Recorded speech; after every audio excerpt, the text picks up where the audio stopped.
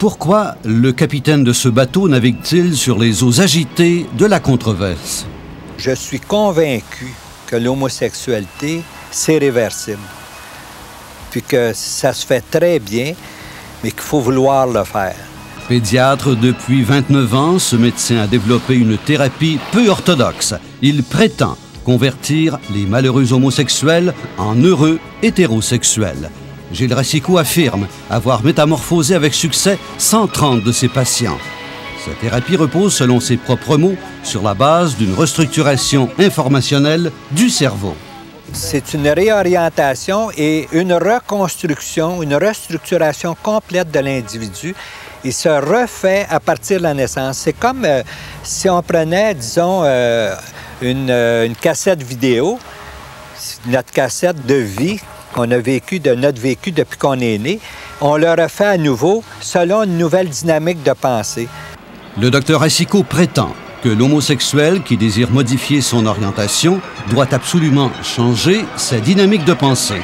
Mais il faut d'abord identifier l'origine de son homosexualité. La plupart du temps, l'enfant naît homosexuel. C'est une transmission, c'est un ordre de non-perpétuation qui est inscrit dans le cerveau de l'enfant, soit sur pendant la grossesse, mais il peut aussi être inscrit sur les gamètes, c'est-à-dire sur l'ovule ou le spermatozoïde, qui va le programmer son cerveau.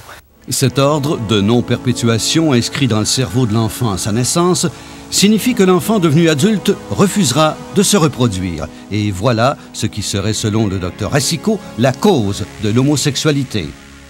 Dans un premier temps, j'essaie avec le patient ou avec les parents d'identifier la cause, le moment où le message de non-perpétuation a été inscrit soit dans le cerveau ou sur les gamètes de l'enfant.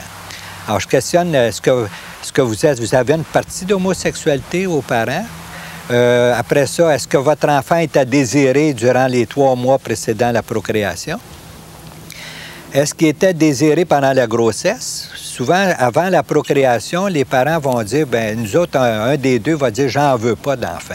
Le docteur Racicot soutient que l'homosexualité se manifesterait chez les enfants non désirés par leurs parents avant et pendant la grossesse, ou encore chez les enfants dont l'un des parents serait homosexuel.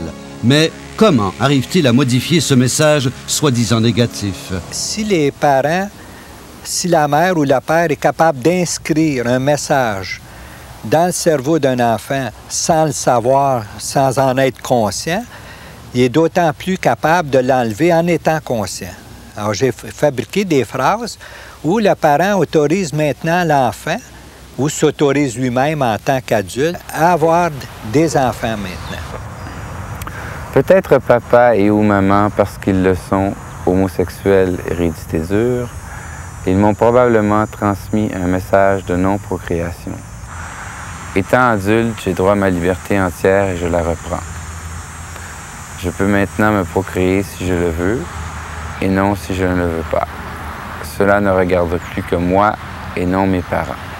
La thérapie du Dr Racicot est appelée la restructuration informationnelle du cerveau. C'est un peu comme un rebirth. Imaginez le cerveau comme un ordinateur. Le cerveau s'est fait programmer par surtout les parents, puis bon, après ça par tous les gens qu'on rencontre, mais la base, c'est les parents.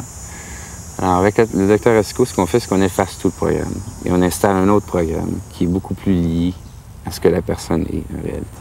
Le docteur Racicot, dans le cadre de sa thérapie, prétend changer le programme homosexuel de ses patients en un programme hétérosexuel plus acceptable pour notre société. Cette thèse de la restructuration du cerveau rencontre, il va sans dire, une farouche résistance auprès de ceux qui défendent les droits et libertés de l'individu. Je pense que un livre qui a comme sous-titre « Thérapie par restructuration informationnelle du cerveau », d'emblée, fait de l'homosexualité une tare dont l'individu doit se débarrasser à l'égal d'un cancer. Moi, je n'embarque pas là-dedans du tout. J'ai jamais employé le terme guérison au niveau quand je fais une thérapie de l'homosexualité. J'appelle ça une restructuration.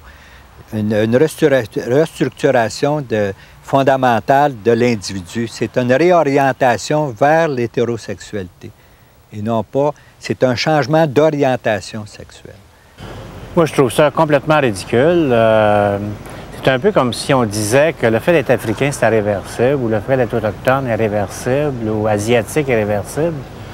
Je pense que l'homosexualité, c'est une identité. C'est une identité sexuelle.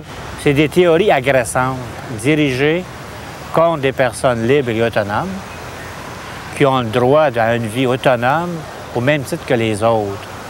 Et on n'a pas à médicaliser les comportements sociaux. Les parents, eux autres, ils ont un droit. C'est un droit d'insérer quelque chose dans le cerveau de leur enfant. C'est leur façon de penser. En réalité, on veut toujours le bonheur de nos enfants. Ça, il ne faut jamais oublier ça.